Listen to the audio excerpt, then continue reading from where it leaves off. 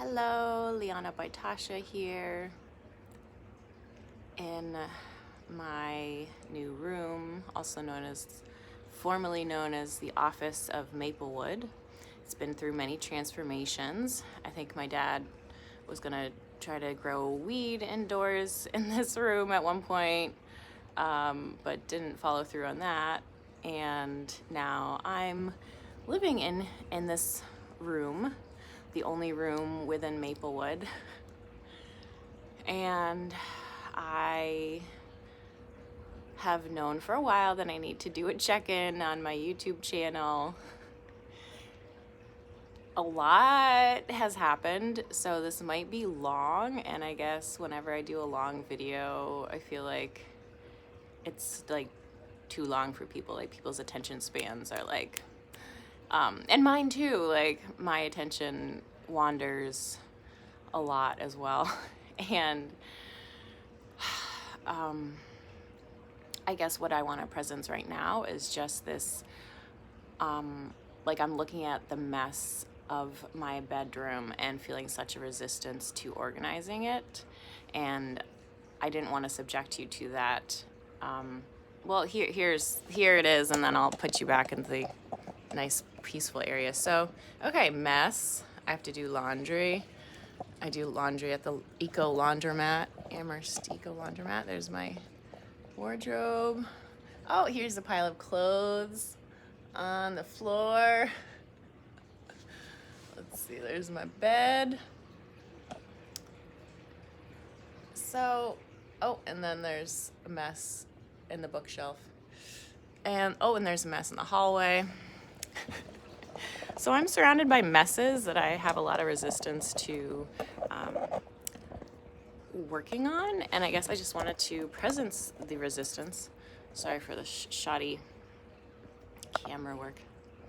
Yeah, can only do what you can do. Bear with me, please, or fast forward. Oh, there we go. Okay. And behind me is my stepmom's art gallery and this balcony. So my stepmom transformed the space from poopy duck heaven. It was heaven for me and my ducks for a little bit, just to have ease and grace while taking care of them in the winter. And so they could be warm, because I believe we should all have, I think being warm is a animal right. And also being challenged is a good thing too. And sometimes being cold is a good challenge for us all. And going into winter, I'm also feeling a lot of resistance to going inward and hunkering down, because I don't have people around me, and I do a lot better when I'm around people. So I'm constantly trying to figure out how to get my needs met long term, not just in one moment. I really want to live with people, and that's been very clear to me for a while. And so I live in this beautiful, amazing big space where there's lots of room for people, but it would require radical intimacy, because there aren't walls. There's walls within this room, but the other bedrooms don't have walls. And people like their privacy.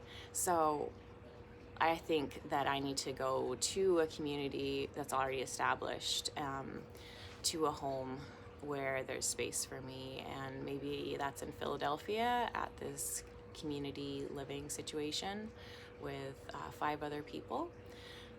And maybe that's right here. I don't know, but I guess this question of where should I be to have my needs met is always I don't know.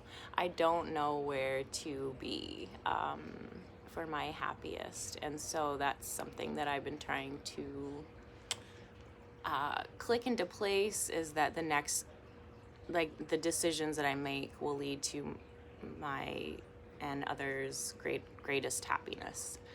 And pleasure and fun and needs being met effortlessly as much as possible, and then embracing conflict with as much love as possible. And staying connected, because I disconnect. I am very aware of my patterns, so I think it's helpful when we speak our patterns aloud to the collective, because then it's like, oh, okay, at least she's aware of that. Or he's aware of that, you know. So just being really honest with the collective, because I can be honest with myself all day long, and then just because I don't share it with the world, I don't share a lot with the world, but I also feel like I'm being felt by a lot of people and being really seen and supported, and loved. So that's great. The resistance to cleaning my bedroom and organizing it. So organization, I really value organization and organizational systems that are easy to put in place. And so it's like, oh, okay, so I've organized my bedroom, and yeah, maybe some clothes might go in this hamper. That's my organizational system. And maybe they will, or the ideal is that the cleaning process and the tidying process is streamlined and easy because you have organizational systems in place.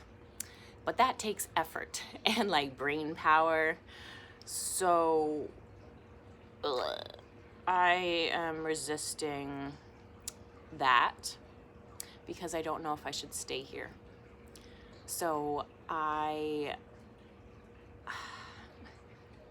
have this like inner child in me that's like desperately trying to get her needs met, and feels like if I was just in a different place with different people, it would be met. So I think I need to move to Philadelphia, where I can do easy, public transportation, because I'm so done with driving. I'm done with eating food from far away. I'm done with Western medicine, except for emergencies. I just feel done with a lot of the old decaying systems that aren't good for us. People, planet, ourselves, relationships. I feel so done. And so I feel like I'm breaking away from that and trying to go towards community living, growing food. And I'm living on a farm that I haven't really done anything with, except have ducks pooping on it. I miss my ducks. I hope they're okay. And Virginia, that was a trip. Virginia was a trip. I learned a lot. And I also feel like I have some unfinished business down there. So I will probably be back. I will be back. I left stuff down there.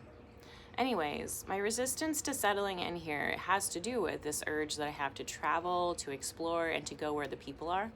So I'm not even sure if I should anchor down, spend the energy doing the organizational systems, buying the things that I need in order to make this space really homey and functional. So that's where I'm at. I don't know where I don't know where to be. For my best happiness. And I know that my room is in disarray, and it causes a lot of stress on my system and like avoidance too. I really want to invite in like partnership and companionship. So like the idea of like sharing a bedroom is like, oh yeah, nobody would want to share this bedroom with me. It's a mess. So that's how I feel like, and that it's my mess. It's like my stuff, it's my mess, and it's all my responsibility. And so whenever I feel that way, it feels very heavy. And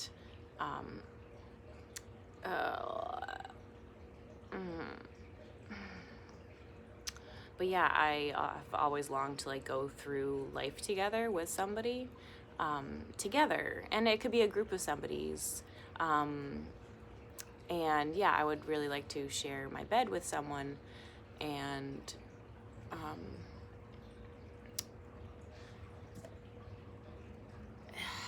yeah, I just don't know where that is possible. And it could be possible here.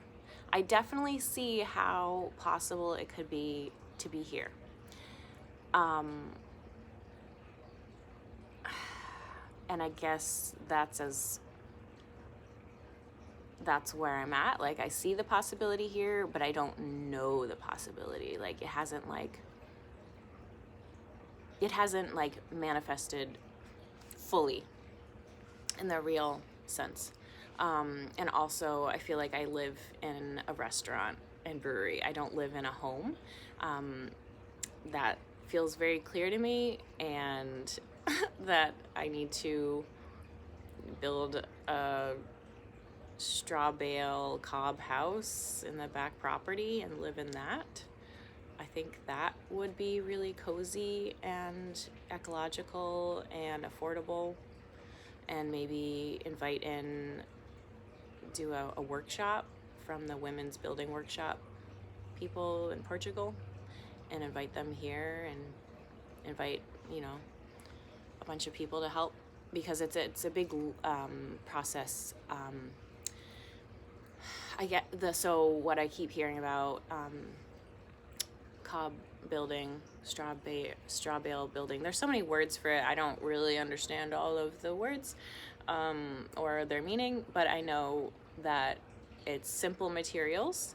You use your hands a lot. There is some carpentry and some math involved, but for the most part, it's very tactile. And I really want to be able to build my own home and create beauty and art and all of it. Because there's so much opportunity for sculpting, which I really like. I love sculpting. I love clay. And so I did a little bit of cob making in Virginia with clay that was locally sourced, sand they bought, and then straw that they bought. So it's simple materials. There's some wood, there's some twine, and I'm excited. I think it's a better option than a yurt, even though a yurt would have been a really good idea and I should have kept to it. But sometimes I get swayed by other people really easily, and then it completely knocks me off course, because I got involved with this guy who is traveling, who had his heart set on traveling to Nepal and being there for 1 to 3 years. And he's in Nepal right now. And I had always dreamed about going to India. And my dog was in the last stages of his life. And I asked this person to wait for me to go through losing my beloved companion of 15 years, Bear King. He's such a precious, beautiful, loving dog. And then we could travel together. So that was my idea of we can just adapt and compromise and meet in the middle and then go travel together. And he was not interested in that. And I think that was what was heartbreaking to me, was that I really needed someone to be there in my bed while I was grieving the loss of Bear, my dog. And I had no one. And honestly, this year has been really fucking hard emotionally. There's been 2 times that I've been really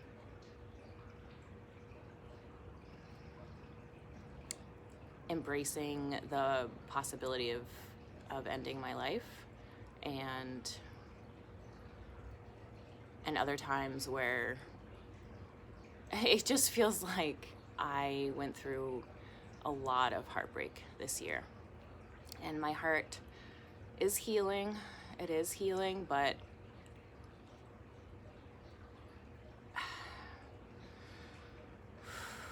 it is healing.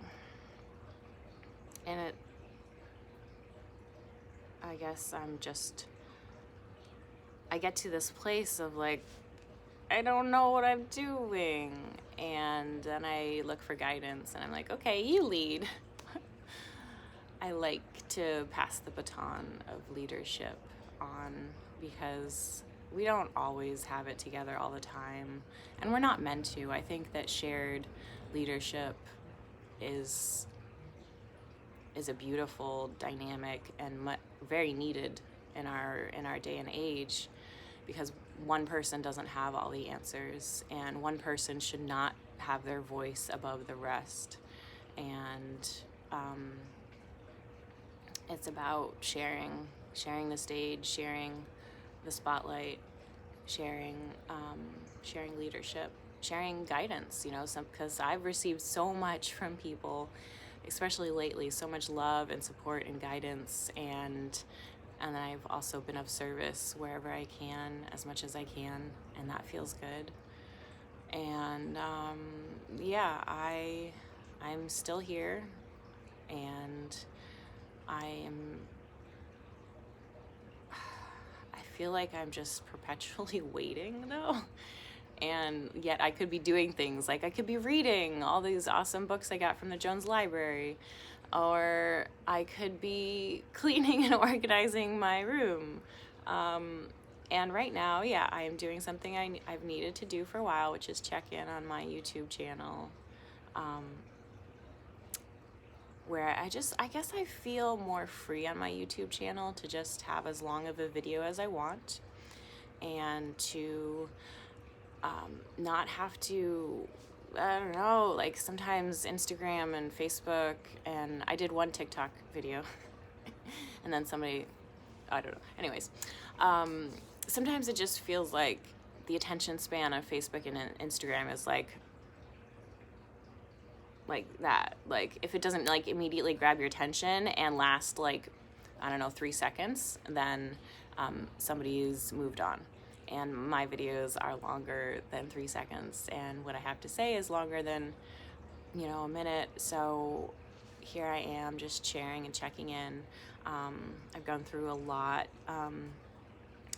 and I guess another part that I'd like to presence is just when I'm in an expanded state, and for me, smoking weed and doing Molly and mushrooms, I think those are my favorites.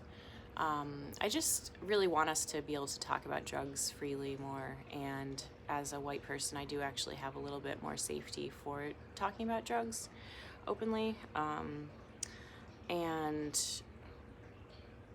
just like really respecting them and honoring them and being grateful for drugs too. Even the word drugs, like for me, it doesn't feel like a bad thing at all. Like I feel like I'm using it as medicine to feel connected, because so much of my life I'm alone, and then, okay, I understand that separation is an illusion, so I'm never like really alone, because I am the collective and everyone has the collective within them. We're all connected always. And yet when I smoke weed or do mushrooms, I think both of those, and Molly, I feel my connection, and it feels so good, even if I'm by myself. And then I really deeply connect with myself, and I am really weird. I'm a weirdo, and happily so. It's really entertaining to be a weirdo, and I entertain myself all the time with my costumes, and yeah, I think I like to make people laugh. And yeah, I think that's how I would like to be seen, maybe as a female comedian. We'll see. And what was I talking about? I was talking about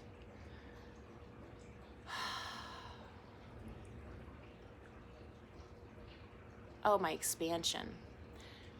So when I expand, and you can also expand through meditation or, you know, other medicines. You can expand in relationships, sex, anytime. There's such potency in feeling our union and feeling union with all life, and that's the place that I get to a lot lately, and it feels so good, and it feels very potent and very healing and very necessary for right now in this moment of time we are living through. There's a lot going on, and it can be very intense, and yeah, I'm definitely on a roller coaster, and my emotions are big, and so I feel like when I expand, other people feel me. So I really do feel like other people feel me in my expanded state, and and I am a good person, and I do care about